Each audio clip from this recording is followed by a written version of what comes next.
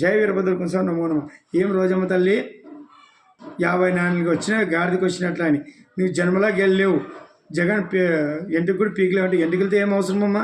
Seat పీకితే టెన్షన్కి అవి ఎంటుకలు రాలిపోతావమ్మా. జాగ్రత్త మాట్లాడే వీరభద్ర యుగం ఇది. వీరభద్ర యుగంలో చూసి మాట్లాడాలా, మనసును గౌరవించాలా.